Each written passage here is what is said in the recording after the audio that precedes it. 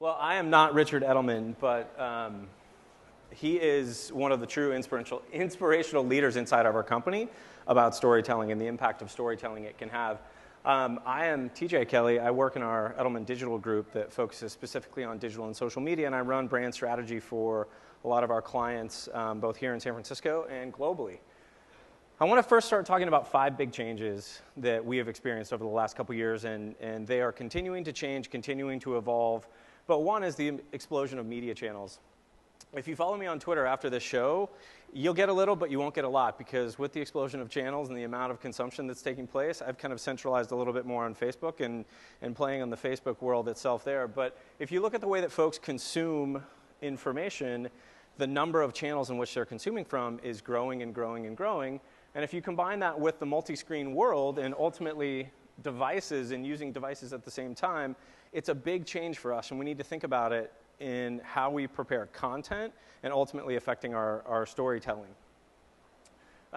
Every company is a media company. This is a great example here where, and I promise I will update the image of the iPhone because it goes a couple different back, but a good example here of a few different companies telling stories. So using Twitter for Charles Schwab to tell the story, Shell is an interesting example because they spend more time storytelling in their upstream than they do in their downstream. The downstream for Shell is from the pump to the consumer. The upstream is actually how the fuel is extracted, and there is a lot of storytelling that takes place in that environment.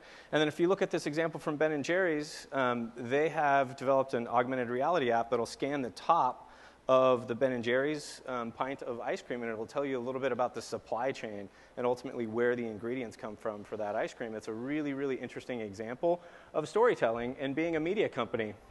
Stories are definitely social. This is something that we all know. I think you'll see here that a lot of these channels haven't changed over time, and we're introducing new channels all the time. We are firm believers that social channels are the vehicles, not ultimately the strategy itself, and you need to work that in when you're thinking about storytelling and content. And again, stories last forever. Stories used to end up around fish in the newsprint market or the fish market, and they would be thrown out with the fish when you finally got home. Now they last forever, and it's really important to think about that content and the impact that it can have on your brand or you as an individual over time. 3 things that haven't changed: time and attention are finite. Everyone loves a good story, and ultimately, content is king. And I would also say context is king. It's really important to understand the context of your story and how it applies to your audience. If you look at content being social and ultimately the impact of content and social, it's really important to look at some of these statistics and think about those as you work through your strategy. So 23% of social media messages contain a link to content. 42% of tweets contain links to content. At one point in time, this goes back a few years, social media was the downfall of big media companies. But what the big media companies and a lot of folks have figured out is that it makes stories last longer. It makes stories last forever. It can make content last for a longer period of time. 32 hours of video are uploaded to YouTube every minute. 32 hours. That's more content that was created back quite a few years ago by all 3 major networks. 20 million videos are uploaded to Facebook on a monthly basis. So why social? Let's step back and take a look at trust. If you look at the Edelman Trust Barometer, has anyone seen the Edelman Trust Barometer and the data contained in it? So a few folks, if you haven't, packed full of great insights on trust. But if you think about trust, there's a point in time, which is ultimately today. Trust is very different than reputation. If you look at reputation, it's about things that have happened in the past. And if you look at trust, and ultimately trust in you as an individual or you as a brand, trust is about what you've done in the past and ultimately what people will think you will do in the future. So trust is very different. It leverages the past, but focuses on the future. And it's important to look at a few things and how they've changed. So if we look at our study last year, we've done now 11 studies in trust. So this is our 11th annual study. The 12th annual study is coming out this next year. We've had some really big changes between 2011 and 2012. If you look at social as a medium, so this is trust in information sources, social media has climbed 75% in trust year over year. I think that tells us a lot about trust in not only who we're getting information from, If you look at this chart, this talks about trust from individuals from 2011 to 2012. Look at the CEO and the government official and regulator and how far they've dropped in trust year over year. Biggest drop in trust barometer history for those two positions. And then if you look at a person like yourself and a regular employee, look how much they've climbed over the last year. I think the delivery of employee engagement programs and the delivery of sound social media programs can impact this, and the trust data doesn't really lie when we're talking about trusting information from a person like yourself. I think that we can really hold true to that thought as we're thinking about social. So changing gears a little bit, how do we deliver this message? How do we think through the content, and how do we have impact in our story?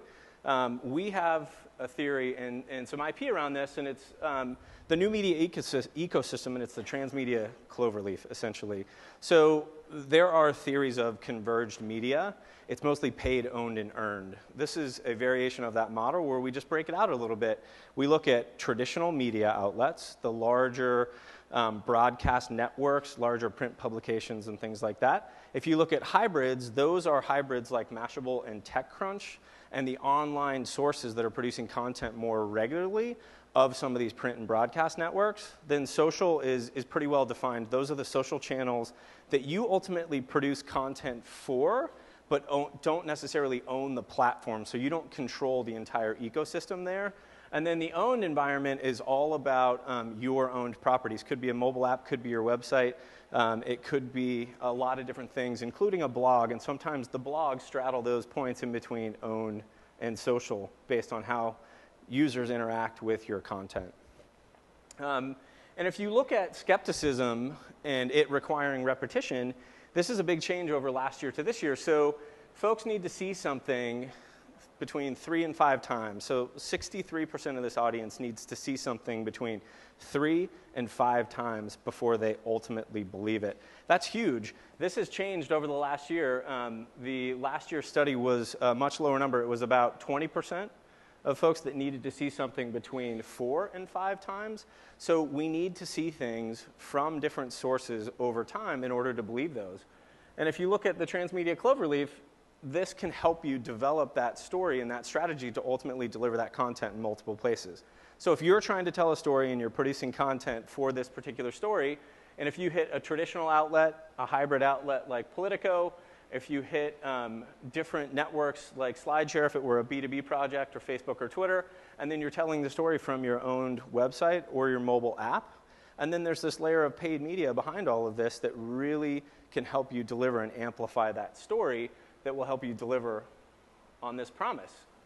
The key to all this, though, and if you look at the middle of the cloverleaf here, there's 2 things. There's search and there's visual content. Those are the 2 things in the middle of the cloverleaf that are really, really important. One, making it findable with search. The most important piece here, if you look at now a blended search results page, look at all the different types of results that you're seeing, and if someone's searching for your information, they're finding all of these different results. Blended results are made up of a lot of different things. They're also made up of something that looks very familiar in the media cloverleaf and ultimately delivering on all those types of results. So if you've got a story that you're going to push into traditional media, you're going to tell the story from your own blog and your own website, you're ultimately going to push that content out through your social network, and then ultimately that could arrive and would most likely arrive in that hybrid cloverleaf. You're telling a better story, you're making yourself more visible, and you're making yourself more findable. The second part of that is visual content. If you look at this, don't let the information get to you here, but what it basically says is that 60% of search results contain video. So really important to understand. This study was done over a year. The basic takeaway is video and photos are huge as it relates to search, because we're visual. We're visual as humans. We like to see things. I think sometimes we get a little lazy too. We'd rather sit back and watch something than actually lean forward and read something. So it's really important to understand this and how it works when you're producing that visual content. One other point I want to make there before we get to mobile, and I think this is pretty self-explanatory. If you look at the way that we consume visual content, there's 2 things happening in search. You've got the underlying search technology, which acts as if it were like a 3-year-old. So I have a 3-and-a-half-year-old. that can run wild. And he clicks on every link on the page and goes crazy, only on my wife's computer. But it's so funny to watch him. He clicks on everything, and when he gets somewhere that he can't back out of, he gets all frustrated, and he gets a little bit upset, and you have to take him away from the computer. But essentially, he's doing what Google is doing underneath the technology. So if Google runs into a dead end between one content piece to the other content piece, it gets a little bit frustrating and actually counts against you in overall search. And then if you look at the top side of this, and if you look at the visual content piece, it's all about making things more appealing. And if you look at things like Facebook, what type of content ultimately finds you? So you want to stimulate the visual senses as well, and video and images are a great way to do that. Mobile share of online video is really, really important. If you look at LTE and the adoption of LTE and the technology is improving, this will definitely be something that you want to watch.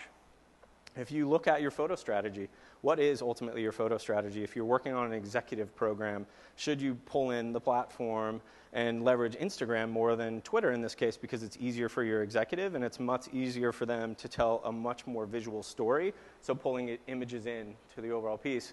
And I mentioned this, and this is really important about how content finds you, right? So the Facebook algorithm, the EdgeRank algorithm, does anyone know how it works?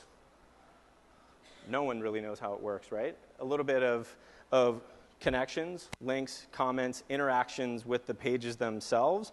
Really important to understand that if folks are interacting with your content, they're more likely to see it. Folks are interacting and they're more visual in nature, they're going to interact with images and videos more than they are text and links. So it's really important to understand that. That way content is finding your audience, because essentially that's what's happening on Facebook. That content that others are sharing are finding your audience based on their interactions. So you're being delivered content that you have ultimately been looking for in a roundabout way, but it's being delivered in the form of the news feed. And then developing a spectrum of this content. So if you look at search and social, wow, that just got loud. If you look at search and social, on both sides of the spectrum here, creating that bite-sized content for social, very, very important. Creating that longer form content for search, really important in delivering this content spectrum and ultimately improving your search results and ultimately improving the shareability of your content. Now, there's some different pieces in between here, and everyone's content strategy is a little different, but it's important to think about both types of content for the impact in search and the impact in social and much more visual content. And then how many times have you been working on a campaign, or someone that you're working with is working on a campaign, and they go, oh, yep, Twitter, check, got that as part of the camp. Facebook, check. Oh, YouTube, yeah, we're going to post videos there, check, away we go. It used to be, now 3 years ago when I joined Edelman, we kept finding a lot of folks were just using social as a checkbox, and it's really important to understand that this is a vehicle to deliver the message and ultimately connect with your audience. This is a sample approach.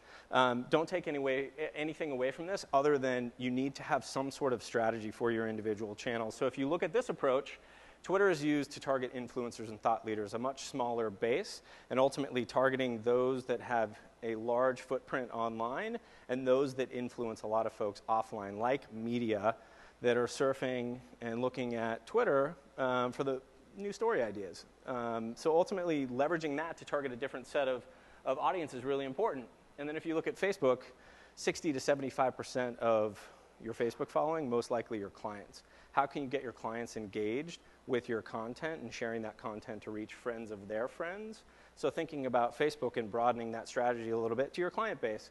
And then lastly, YouTube. YouTube's the #2 search engine. Think about your search strategy from a YouTube standpoint, ultimately leveraging that content that you're creating, organizing it, cataloging it, optimizing it for YouTube so that you're more findable on YouTube. This is one example of how to create that strategy, but have a strategy, have a mission, have a vision for each one of your social channels that you're approaching so that then you ultimately know how to use it in an example like this. This is a little bit busy, but stick with me for a second and it'll prove my point. So if you look at content and campaigns, still a lot of content and campaigns being pushed out to our audience. Totally fine, it's okay. We all want engagement, yes, but not all the time. We're still pushing a message, we're still pushing that content. Based on your strategy for each one of those channels, your strategy might be a little bit different and you would go to a different spot here and you might just push to your YouTube channel. You're going to improve your search ranking here. You're thinking about it's more visual content, and then you might be posting that into a press release or into something else and leveraging that content specifically. But then if you want research or insights or engagement, you might think about putting that content in a different place because you're looking for something in return. You might go to your Facebook channel that's full of your clients and surveying them about your latest product, your latest service, any potential issues that you're having. And then you might hit some other community, some forum, some deep community that is a bit of a walled garden, and you have a few ambassadors in that community, and you can reach into that community for insights and research and ultimately pull out some of that stuff that you would never get in just a straight push campaign to YouTube in this example. And then ultimately the last piece, I leave you with this. So if you think about the 1-9-90 rule, 1% create content, 9% ultimately consume and curate content, and then the remaining 90% just consume it.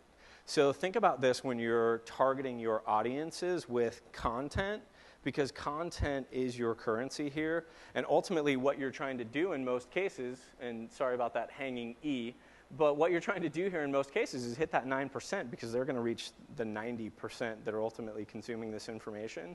And it's really important to think about it this way. And remember that you don't have to create all of your own content. You can curate content from others. It's a proven model. It works. You can do it as a brand as well and still be a thought leader in the space. So with that, I say create and curate content worth sharing because it's ultimately the fuel for the impact of your stories that you're telling, and it's a really, really important piece. Thank you. Any questions? Ready here. I know there's a mic. Sorry, it's a little bit hard to see. Squinting. Yeah.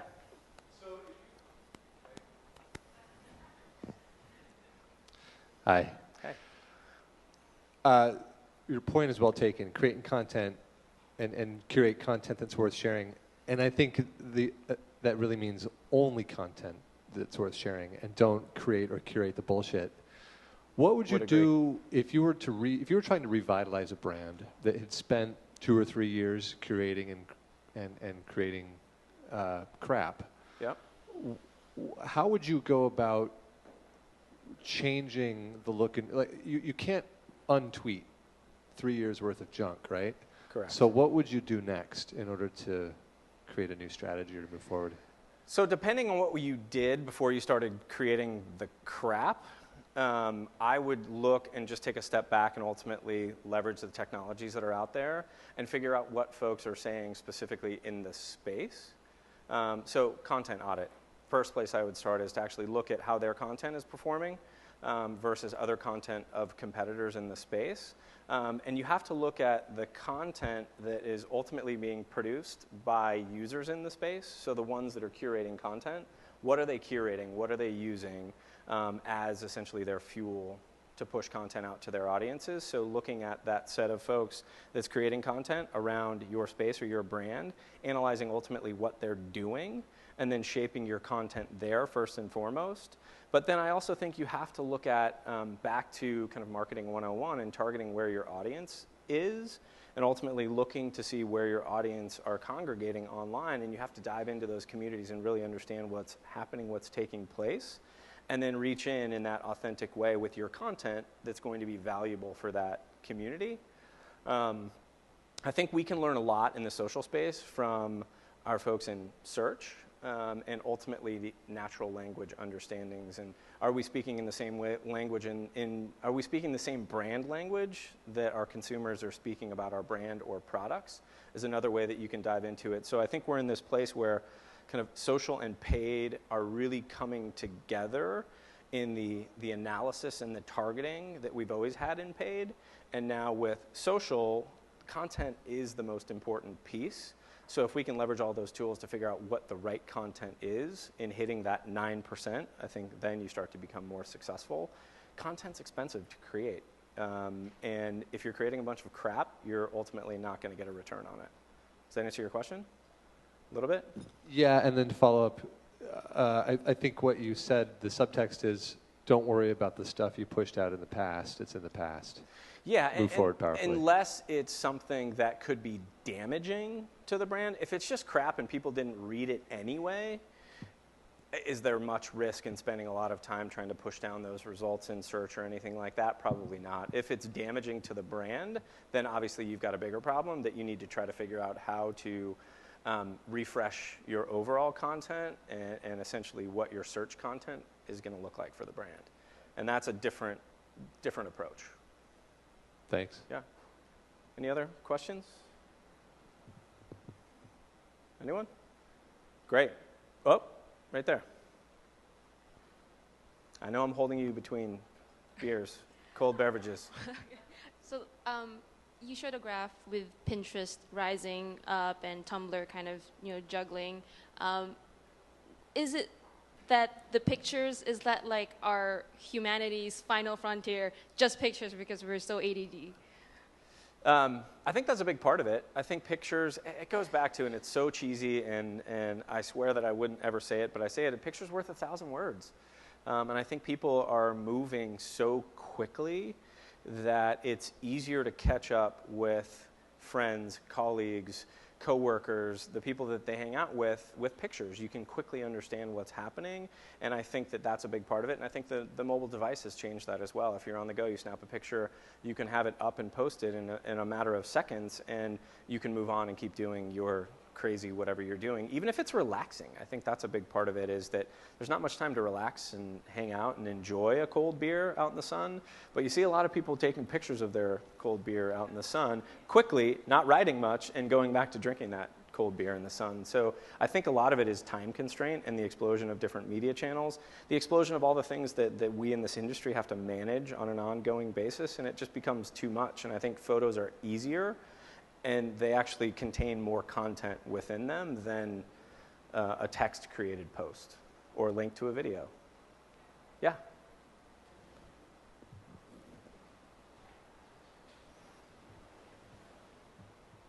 Hi, this is Tiffany, Twitter handle PRTiffany.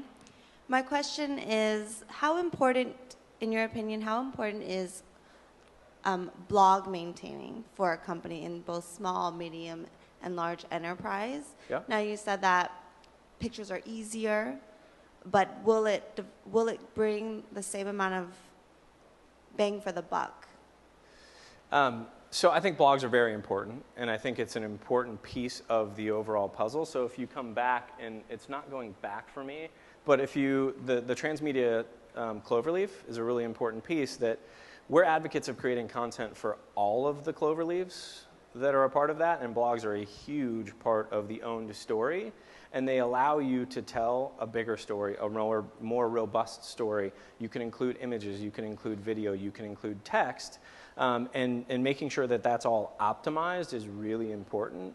But we do a lot of work where the content starts on the blog, and then we're leveraging the other channels to actually drive traffic back to the blog. So it's a great place for you to develop content more quickly, more thoughtful content, longer form content that's optimized for search, and then you can leverage those other channels to post and drive folks back to that content, or just continue to relay the message. That make sense? Did you have a follow-up? Yes. So how important would you say it is to focus on the blog and having traffic driven into the blog, as opposed to focusing on placements and other publications and having traffic driven to that publication? So you're trying to weigh out whether you would spend more time in media relations and driving a story through the media versus driving a story and traffic back to the blog. I think they're both equally important. I think it ultimately depends on what you're trying to do. So if you're trying to tell a bit of your own story in your own words on a very specific technical topic, that might be the place to start, is on your blog. But if you're telling a story that is less technical, can be told by someone else, and you're looking for more third-party validation, then you would actually want to start with the media in that case. Make sense? Thank you. Okay. All right, great. Cocktails. Thank you very much.